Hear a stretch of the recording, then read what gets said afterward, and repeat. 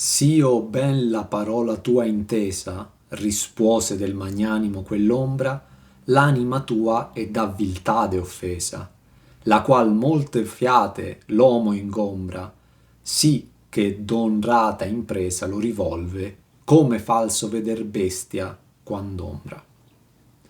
Se io ho inteso, capito, bene la tua parola, ciò che hai cercato di argomentare, rispose l'ombra di quel magnanimo, Virgilio, la tua anima è offesa, colpita da viltà, codardia, la quale, codardia, molte fiate, volte, ingombra, ostacola l'uomo, così che lo rivolve, lo distoglie, dal compiere un'impresa onorevole, come quando, per un falso, sbagliato, vedere, una bestia si adombra, spaventa.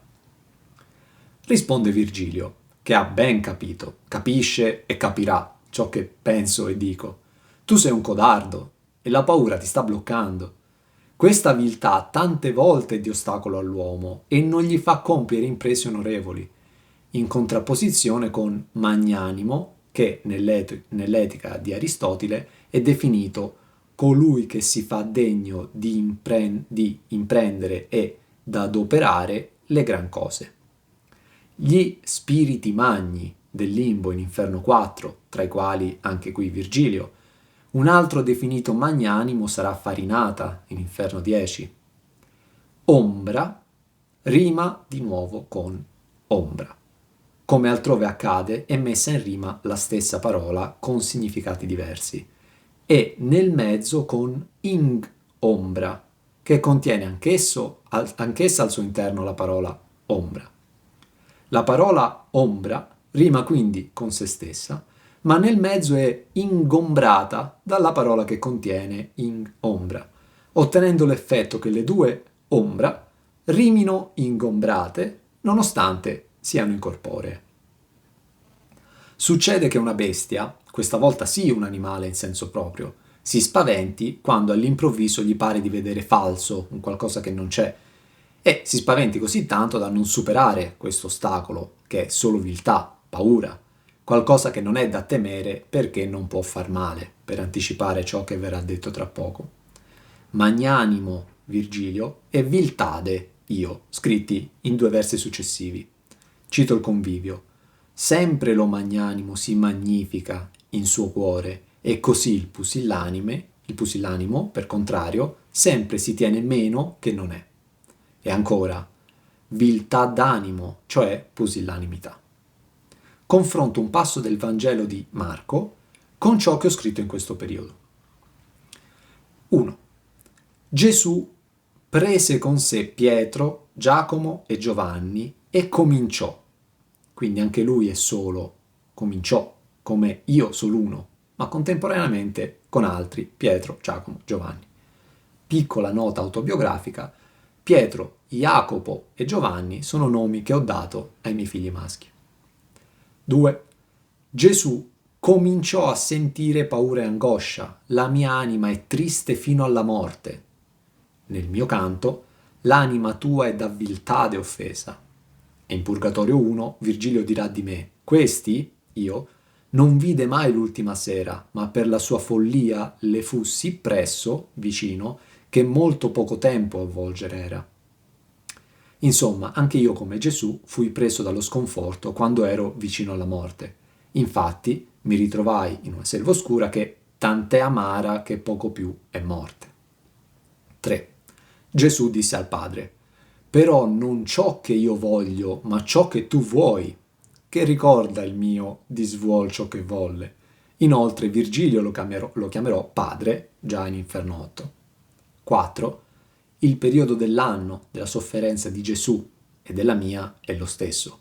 Siamo nel periodo della Pasqua, che ovviamente si festeggiava già prima della resurrezione di Gesù. Da questa tema a ciò che tutti solve, dirotti per ch'io venni a quel ch'io intesi, nel primo punto di te, che di te mi dolve. Affinché tu ti sciolga da questo tema, timore, ti dirò perché io venni a soccorrerti, è quello che io intesi, compresi, nel primo punto, momento, che di te mi dolve, addolorò. Adesso ti spiego perché sono arrivato da te, sulla piaggia deserta, è quello che mi è stato riferito per farmi preoccupare di te la prima volta. Io era tra color che son sospesi, e donna mi chiamò beata e bella, tal che di comandar io la richiesi. Io stavo, tra coloro che son sospesi nel limbo, e mi chiamò una donna beata e bella, tale, così che io le richiesi di comandare. I dannati del limbo sono sospesi, senza speranza vivemo in disio. Anche geograficamente si trovano infatti in inferno 4, quindi varcata la porta d'inferno, purgatorio, inferno 3, ma prima della condanna di Minosse, inferno 5. Virgilio è condannato a trovarsi lì, quando donna beat a e bella lo venne a chiamare e lui non poté far altro che chiedergli di comandargli ciò che voleva, tanto era bella e beata, quindi abitante del paradiso. Gli abitanti del paradiso, se scendono in inferno, non devono supplicare i dannati o scongiurarli, direttamente comandano e ottengono. Non anticipo il nome, anche se quasi l'ho già fatto nel testo, finché non verrà nominato. Seguo quindi la scelta portata dal racconto. Lucevan gli occhi suoi più che la stella, e cominciommi a dir soave e piana, con angelica voce, in sua favella. Brillavano i suoi occhi più della stella del sole, e cominciò a parlarmi soavemente, dolce, e tranquillamente, in modo chiaro, con voce angelica, nel suo parlare. I suoi occhi non brillavano come le stelle e neanche genericamente come una stella, ma proprio come la stella, magari in riferimento proprio al sole, che è la più luminosa. Il sole montavan su con quelle stelle, inferno 1, l'amor che muove il sole e l'altre stelle, ultimo verso dell'ultimo canto dell'opera. Il sole, punto di riferimento, è messo in risalto, e poi anche tutte le altre stelle. L'alma alla sua stella riede, Paradiso 4. L'anima risiede, una volta morta, dove c'è la sua stella. E il termine proprio di questo canto, poiché il sol, come prima stella, al mattino, li imbianca. Sole che nel canto precedente ho chiamato pianeta, insomma stella usato genericamente per astro, corpo celeste, come userò in seguito stella per riferirmi anche alle costellazioni. I suoi occhi sono presentati luminosi, prima che inizi a parlare, lucevan gli occhi suoi più che la stella, e al termine del suo intervento, gli occhi lucenti lagrimando volse. Subito gli occhi, inizia tutto da lì, e poi la voce. E al termine del discorso, finite le parole, si ritorna sugli occhi, quindi finisce anche tutto lì. Voce che da beata non può che non essere angelica, e poi anche soave, e poi anche piana, mentre i dannati urleranno, grideranno, strideranno. In sua favella, cioè con questi aggettivi che caratterizzano la sua parlata. La sua favella, se intesa come cadenza che ebbe quando era sulla terra, risulterebbe la stessa, seppur soave, piana, angelica, per la quale io verrò riconosciuto da alcune anime quando parlerò. O anima cortese mantoana, di cui la fama ancor nel mondo dura e durerà quanto il mondo lontana, l'amico mio e non della ventura, nella diserta piaggia impedito, sì nel cammin che voltè per paura. O anima cortese, nobile, mantovana, di cui la fama ancora dura nel mondo e durerà lontana, a lungo, quanto il mondo. Il mio amico, vero, e non della ventura, occasionale, nella piaggia deserta è impedito così tanto nel cammino che si è voltato, girato, per paura. Restano fondamentali le indicazioni dei luoghi nei quali sono cresciute le persone. Il verso precedente termina con favella, quindi cadenza, seppur soave piana angelica. Questo verso inizia con Mantoana. La fama di Virgilio dura e durerà finché il mondo esisterà. Poeta, il nome che più dura e che più onora, Purgatorio 21. Devo fermarmi sulle parole usate perché la beata al dannato dice: di cui la fama ancor nel mondo dura e durerà quanto il mondo lontana. Questa lode è limitata alla fame terrena che ha ottenuto tra gli uomini e finirà con la fine del mondo. Non si loda la grazia che lui non ha in Dio e che invece fa vivere in eterno. Anche il mio maestro Brunetto Latino nell'inferno mi chiederà di ribadire la fama da poeta che lui ebbe tra gli uomini. Ben diverso è l'atteggiamento di San Bernardo, che mi porterà, per mezzo di Maria, in cima al paradiso a vedere Dio, e che nelle sue lodi alla Vergine Madre scrive: perché desideriamo altre cose, o fratelli? Cerchiamo la grazia e chiediamola per mezzo di Maria, perché essa trova quello che cerca e nulla le è rifiutato di quello che essa chiede. Vuolsi così colà dove si puote ciò che si vuole. Inferno 3:5. Cerchiamo la grazia, ma la grazia presso Dio. Fallace è infatti la grazia presso gli uomini, la fama, appunto. Cerchino altri il merito, noi sforziamoci di trovare la grazia. Nell'ordine cronologico degli avvenimenti, in questo secondo canto, Maria mi definisce il tuo fedele a Lucia, Lucia mi definisce quei che t'amo tanto a questa donna mi definisce amico mio a Virgilio. Nell'ordine in cui è raccontato nel canto, c'è quindi una doppia linea crescente di chi dice cosa. Questa donna, amico, Lucia, amore, Maria, fedele.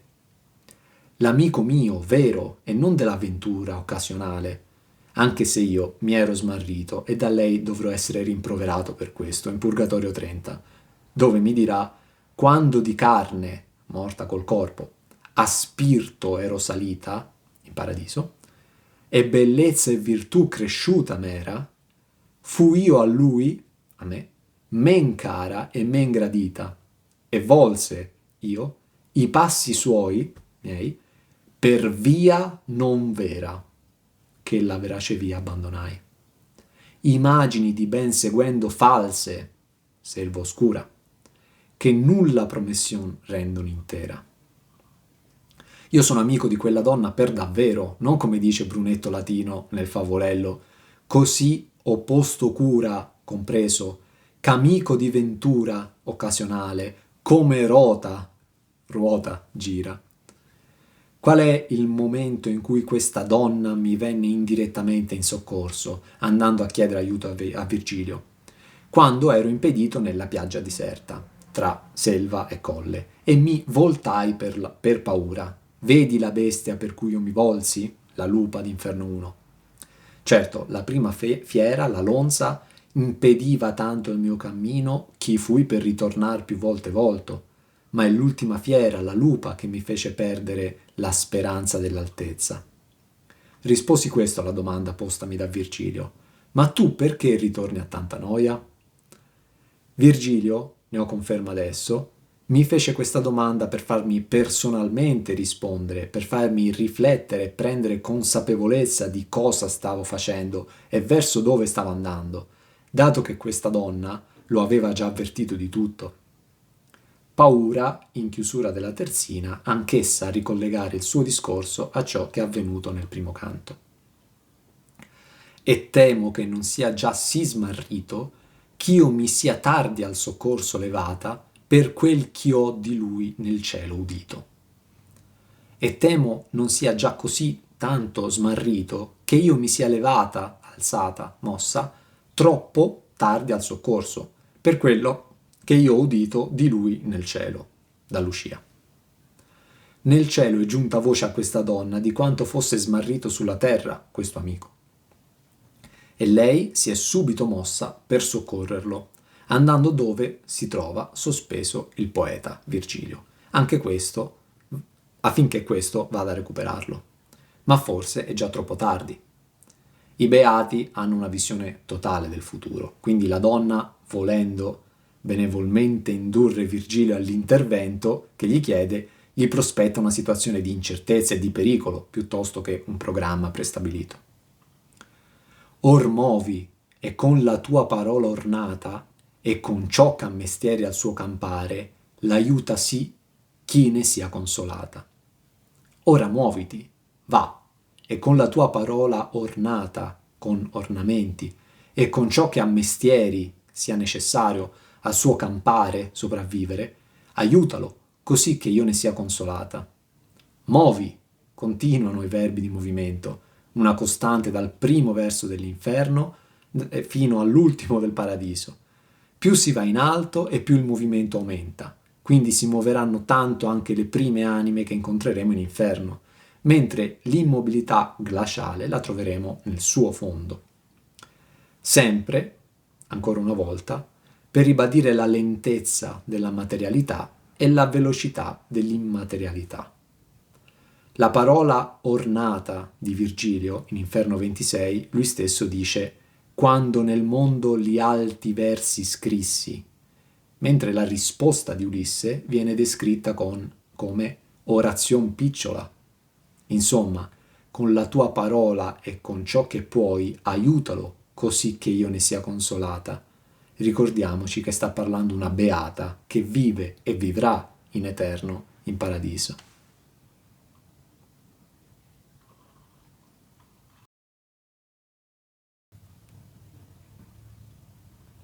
I son Beatrice che ti faccio andare, vegno del loco ove tornar disio, amor mi mosse che mi fa parlare. Io sono Beatrice che ti faccio andare, vengo dal luogo dove desidero tornare, l'amore mi mosse da lì a qui che mi fa parlare. Eccolo il nome. Al verso 70 del secondo canto e dal verso 122 del primo canto, anima fia ciò più di me degna, che aspettiamo questo nome, viene pronunciato da lei stessa, Ison Beatrice. Quella Beatrice della quale nella Vita Nova scrivo che gli angeli la chiedevano a Dio di avere con loro in paradiso, perché finché non ci fosse stata lei, il paradiso non sarebbe stato perfetto. E ricordo che lo stesso libro finisce con un non dirò più di questa benedetta fino a tanto che io potrò più degnamente trattare di lei. Io spero di dire di lei quello che mai non fu detto da alcuna altra. La gloria della sua donna, cioè di quella benedetta Beatrice, la quale gloriosamente mira nella faccia di colui, Dio, qui est per omnia saecula benedictus. Amen. Insomma, colui che è benedetto per tutti i secoli, citando i Salmi, ma anche Giovanni, benedetto colui che viene nel nome del Signore. Enea e Paolo fecero il viaggio ultraterreno da vivi, ma ci sono altri personaggi che sono andati nell'aldilà.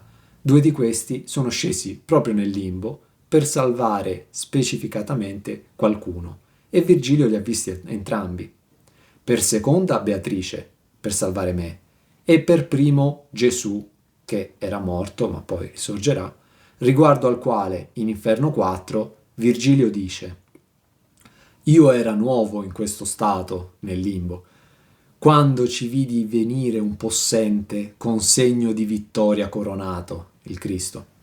Trasseci l'ombra del primo parente, Adamo, d'Abel suo figlio e quella di Noè, di Moisè legista e ubbidiente, Abraham patriarca e David re, Israel con lo padre e co suoi nati, e con Rachele, per cui tanto fe, e altri molti, tra i quali il Battista, e feceli beati. Ecco che Beatrice è in paradiso e siede proprio accanto a Rachele, unica donna citata in questo elenco appena fatto da Virgilio. Posizione interessantissima per la storia raccontata nell'Ogenesi su Rachele. Di nuovo si allude al comando. Io non sono Beatrice che ti chiede di andare, io sono Beatrice che ti fa andare. Ovviamente chi sta in paradiso desidera tornarci, ma è stata mossa dall'amore, è questo che la fa parlare. amor mi mosse, come, ripeto, l'amor che muove il sole e le altre stelle. Paradiso 32. La mosse da dove si trovava, nell'Empireo, fino a giù, nell'infernale limbo. Quando sarò dinanzi al Signor mio, di te mi loderò sovente a Lui. Tacette allora e poi cominciai io. Quando sarò dinanzi, davanti, al mio Signore, Dio, mi loderò sovente, subito, di te, a Lui. Allora tacette, smise di parlare, e poi io cominciai a parlare.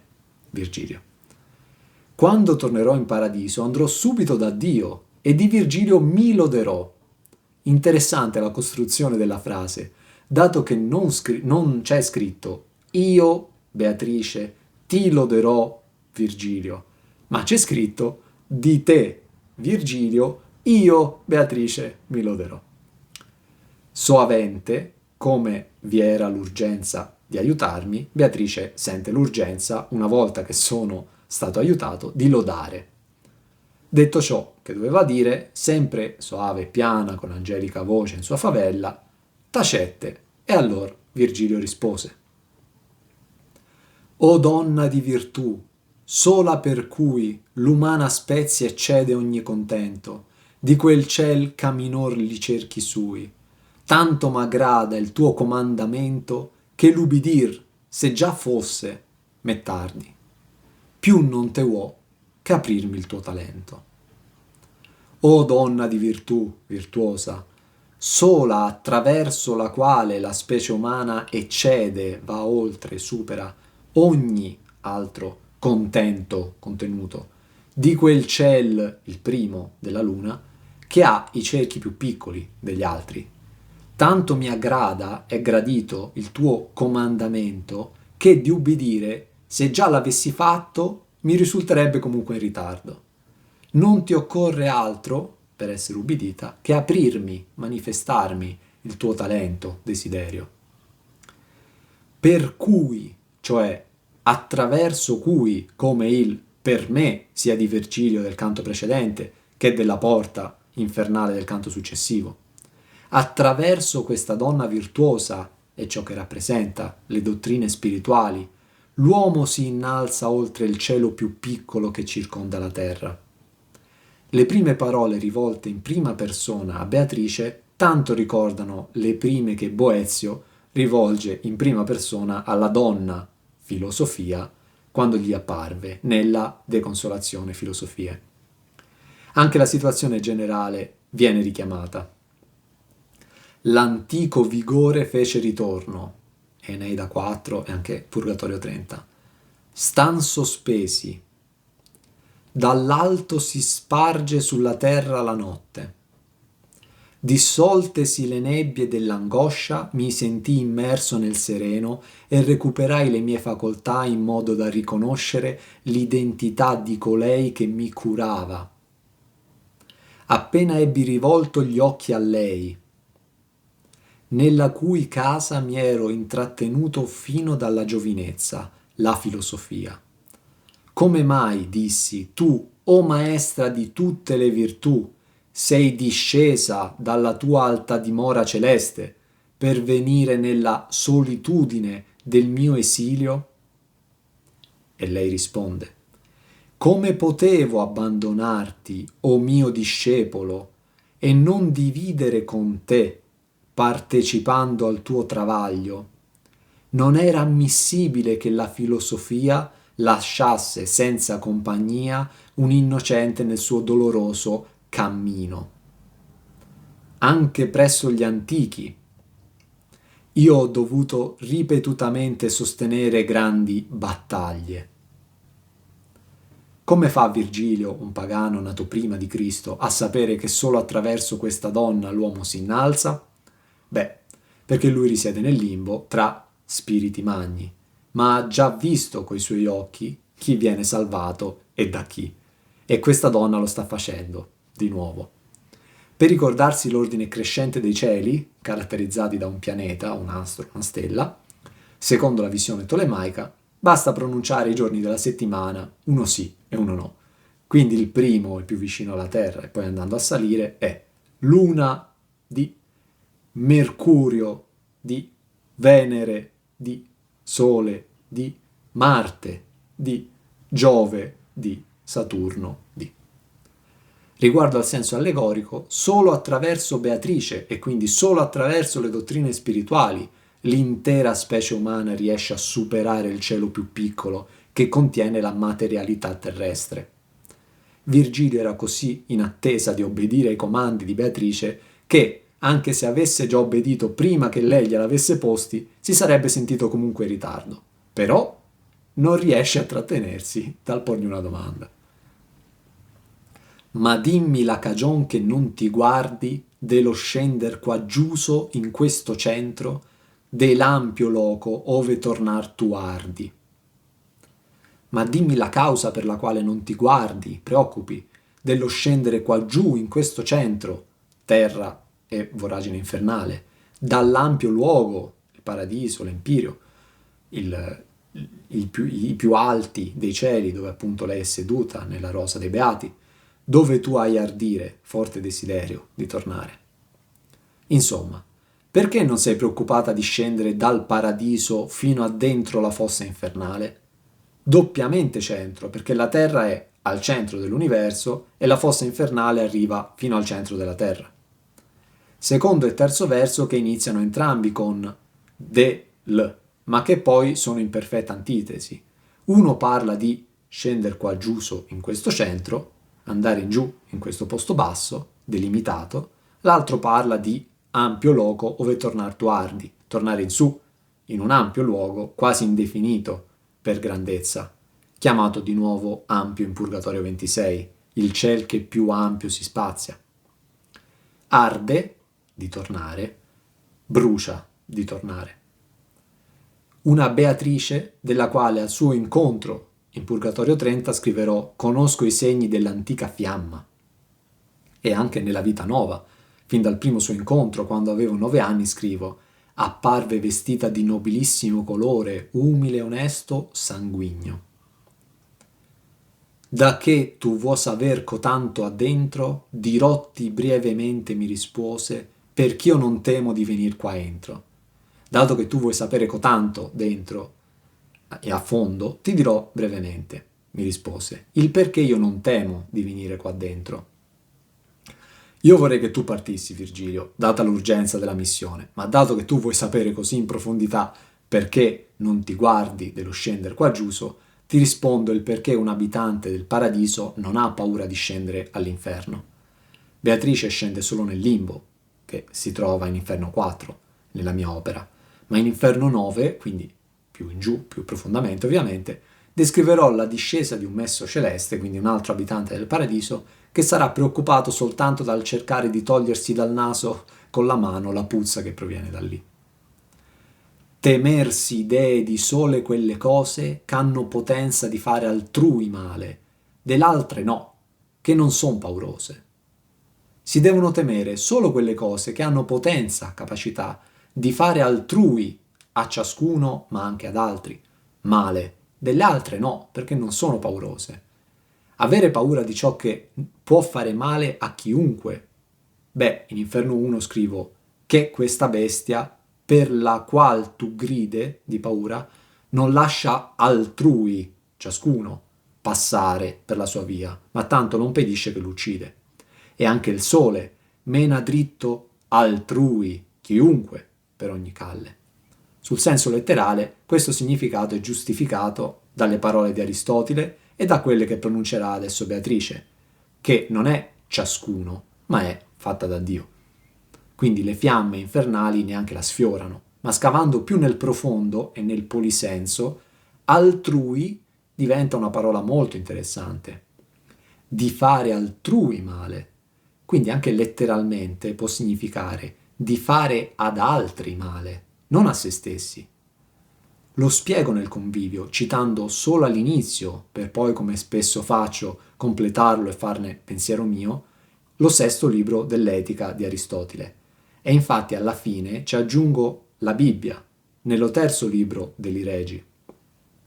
Conviensi, è necessario, Ha dunque essere prudente, cioè savio.